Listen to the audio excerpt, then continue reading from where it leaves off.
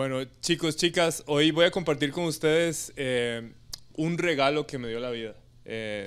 Por allá del 2014 yo tenía una crisis existencial, había estudiado una carrera que no quería, estaba a cargo de un grupo de trabajo y no tenía la menor idea de cómo liderar. Me había casado por primera vez, spoiler alert, la primera vez, un divorcio.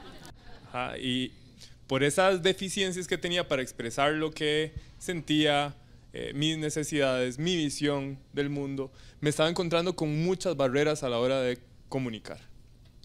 Entonces, dándome cuenta de eso, en medio de mi incomodidad, descubrí que habían ciertas herramientas que me debieron de haber enseñado en la escuela, o al menos en el colegio. ¿Qué tal en la universidad? Y entonces pensé, no soy el único en esto. Hay más personas que están pasando por esta situación. Y ahí fue cuando me llegó mi tarea de vida, ayudar a la mayor cantidad de personas a alcanzar su máximo potencial a través de la comunicación.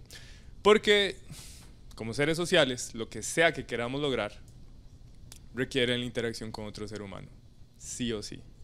Y mi misión hoy es ayudarles a ustedes a darse cuenta de una nueva versión de la comunicación, una más saludable, una que va a atender a la efectividad y darles una luz para que empiecen a desarrollar esta habilidad, ¿okay? Porque este es un camino. Desde mi punto de vista, es como si quisiéramos mantener agua hirviendo. Es una habilidad que requiere de cuidado. Si descuidamos el agua, se enfría. Si descuidamos el agua, se evapora. Hay que estarla cuidando. Vamos a hacer una prueba más con... Ahora sí. Ok. Nosotros asumimos que sabemos comunicarnos hasta que empiezan los malos entendidos, ¿cierto? Hasta que empiezan las personas a decirnos que repitamos lo que compartimos porque no quedó claro o porque nuestro perro entiende mejor las instrucciones que nuestros compañeros de trabajo y el perro termina haciendo lo que le da la gana.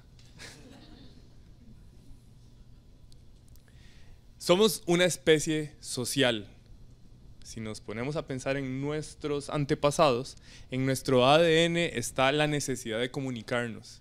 Empezamos con señales de diferente tipo, luego con jeroglíficos y luego códigos cada vez más sofisticados que nos permitieron reunirnos como tribu y sobrevivir.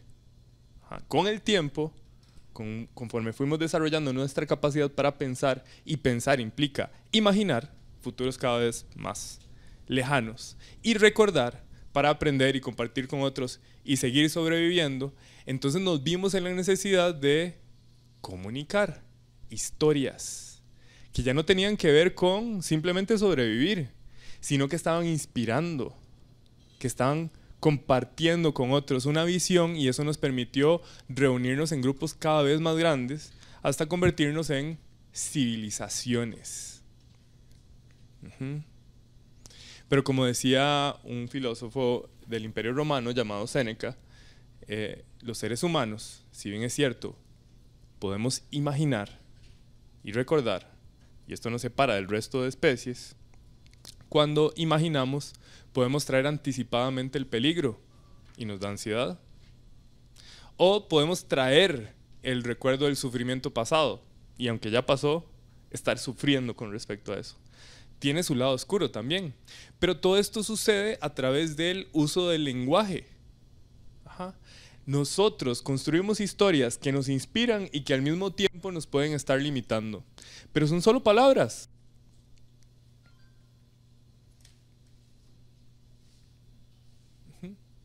Y ya sabemos que el 100% de las personas con quienes interactuamos no están usando el diccionario. Y es más, si lo usaran, habría que preguntar a cuál de todos los significados te estás refiriendo, ¿cierto? Y eso lo vuelve mucho más complejo. El lenguaje es solamente un intento para crear nuestra versión de la realidad y expresar nuestra versión de la realidad. Es solo opinión, y muchas veces cuando no hacemos la distinción, entonces nos creemos nuestra perspectiva y nos olvidamos de que a la hora de interactuar con otros, literalmente, cada cabeza es un mundo. Cuando nosotros pensamos en las palabras, también tenemos que pensar en qué están provocando en nuestra experiencia física. Porque noticias, los seres humanos utilizamos los mismos caminos neuronales que regulan nuestro sistema nervioso e inclusive inmunológico que los que procesan el lenguaje. Entonces no es de extrañarse que cualquier palabra que escuchamos o que nos dicen o que decimos o cómo la decimos impacte nuestros sistemas nerviosos. Ahí hay una gran responsabilidad, ¿cierto? O sea, literalmente personas que ya no habitan la tierra dejaron algún escrito y podemos encontrar confort en lo que estamos leyendo. Un mensaje de texto a la medianoche de forma aleatoria que dicen, hey, está todo bien. Ya puede empezar a acelerar el corazón. Las palabras tienen impacto. El poder del lenguaje no es una metáfora, así es como estamos diseñados, está en nuestro ADN. Nosotros vamos a tener entonces ciertas deficiencias. Porque cuando hacemos el intento nos estamos quedando cortos. Hay que entender que el lenguaje es una manera fija para expresar algo que siempre cambia. Es una herramienta imperfecta, es solo un intento. Pero ¿cómo lo podemos solucionar? Bueno, en mi camino, cuando me di cuenta de que habían cosas que mejorar para simplemente dejar de estar frustrado por estar queriendo compartir algo y ver resultados que eran distantes a la visión que tenía con mi equipo de trabajo, con las relaciones interpersonales, me di cuenta de que había una manera estructurada y muy sencilla de comprender cómo es que nosotros procesamos la información y la compartimos con los demás. Resulta que en 1975, este par de señores, Richard Bandler y John Grinder, los padres de la programación neurolingüística, escribieron un libro que se llamaba La estructura de la magia. Dicen por ahí que al principio el lenguaje y la magia eran lo mismo. Ellos revelan un modelo de entendimiento de la mente humana a través del uso del lenguaje. Nosotros, cuando hablamos, estamos expresando una parte de lo que está en nuestra mente. Entonces la pregunta es, ¿qué realmente estamos intentando decir a la hora de comunicarnos? Las palabras son solo palabras. Lo que importa son los significados. Entonces ellos dijeron, hay tres procesos fundamentales que ocurren momento a momento a la hora de expresar nuestra versión de la realidad. Y el primero de ellos es la eliminación. Dejamos información por fuera, necesariamente.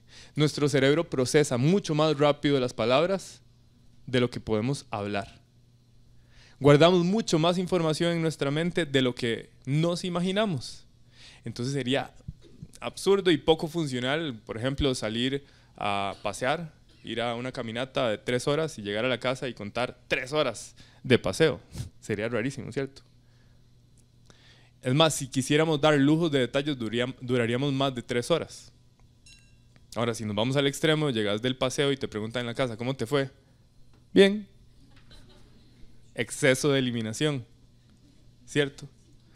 Cuando dejamos información por fuera, estamos ignorando el hecho de que las otras personas no comparten los mismos contextos y eso provoca malos entendidos.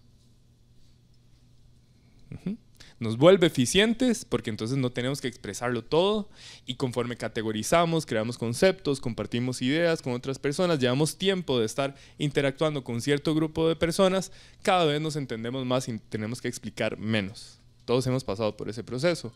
Simplemente hay que recordar que cada persona es su mundo, cada persona tiene información distinta a la nuestra y hacer el esfuerzo de compartir la mayor cantidad de información posible para que podamos promover acuerdos. Pero también está la distorsión. Y la distorsión es nuestra capacidad de ver lo que no existe. Imaginar, recordar, utilizar una palabra para hacer referencia a un universo de significados. Cuando nosotros imaginamos lo que alguien está pensando, o lo que está sintiendo, o lo que intenta, estamos distorsionando. Nos funciona para inspirar, por supuesto. Nos funciona para crear. Nos funciona para avanzar y convencer a otros de cosas que no tenemos enfrente. Pero cuando vos asumís Ajá. Cuando vos tenés prejuicios, cuando haces conjeturas, estás distorsionando. No es la realidad, es tu versión de la realidad. Cuando caemos en el lado oscuro de la distorsión, promovemos malos entendidos. Asumimos cosas y creamos problemas en donde no hay. Y la generalización. La generalización es nuestra versión del lenguaje con la que aprendemos. Nosotros estamos diseñados para estar viendo patrones en todo momento y aprender a través de ellos para funcionar relativamente bien. Entonces, por ejemplo, desde pequeños abrimos una puerta girando la perilla a la derecha, la segunda puerta girando la perilla a la derecha, la tercera puerta girando la perilla a la derecha y decimos, todas las puertas giran a la derecha. Y luego nos topamos con las que son de proximidad, las que abren por retina, las que abren por huella digital y algunas que abren hacia la izquierda, por alguna razón. Ajá. Y entonces nos damos cuenta, mira, no son todas. Las generalizaciones nos funcionan para aprender y volvernos efectivos en el día a día, ahorrar energía. Pero el lado oscuro de las generalizaciones es que se convierten en creencias, en absolutos, nos limitan. Y entonces darnos cuenta de que cada vez que decimos yo creo que voy a generalizar es un buen recordatorio para que lo retemos. No todas las generalizaciones son malas, de hecho no son malas ni buenas, es qué tan útiles me son, hasta qué punto son aplicables. Cada vez que hay un todo, nada, siempre o nunca, estoy generalizando. Es nuestra manera más efectiva como para tener un sentido de control, saber cómo navegar en esta realidad, pero esto también, de nuevo, cuando caemos en el lado oscuro, promueve los malos entendidos. Y lo que nos queda es la responsabilidad. Desde mi punto de vista, como ahora lo mencionaron, no podemos dar de lo que no tenemos. Y no podemos controlar lo que los demás hagan o digan, no podemos controlar el futuro, no podemos controlar los resultados, pero sí podemos promover acuerdos. Y si nosotros tenemos en nuestras manos una herramienta como el lenguaje que es tan ambigua, que nos resulta familiar porque escuchamos sonidos que hemos venido escuchando desde que estamos pequeños, que compartimos con nuestra familia, con nuestra cultura, que compartimos en nuestro idioma, y empezamos a asumir que estamos atendiendo de buenas a primeras, nos estamos limitando. Pero cuando empezamos a darnos cuenta de que, mira, quizás me falta información.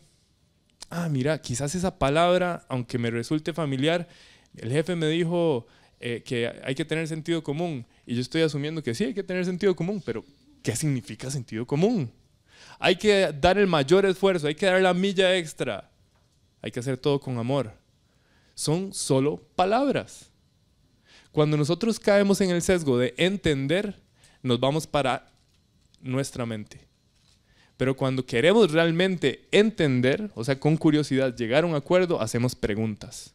Y las preguntas nos permiten crear una realidad compartida. Responsabilidad es hacernos cargo en la comunicación de cuando hablamos, hacerlo de la manera más precisa posible, y cuando escuchamos, hacer preguntas para entender. Hablando de responsabilidad, es un concepto más. Yo te lo voy a compartir. Es la habilidad para responder. Es la habilidad que tenemos para responder ante las cosas del destino, ante las otras personas. ¿Pero con qué respondemos? Con nuestros poderes personales, lo que pensamos, lo que sentimos, lo que decimos y lo que hacemos. Si cada quien se hace cargo de su habilidad para responder, podemos promover acuerdos. Y cuando se trata de otras personas, hay que reconocer que somos seres sociales. Lo que digamos y cómo lo digamos impacta el sistema nervioso de las otras personas. Lo que hagamos tiene consecuencias. Por eso es que construimos esos acuerdos, esa realidad compartida. Entonces somos responsables ante ellos desde nuestros poderes. ¿Y qué hablar de la comunicación? Otro concepto ambiguo. Si están aquí es porque para ustedes es importante este concepto, pero la pregunta es ¿qué significa? Viene del latín comunicare y significa poner en común.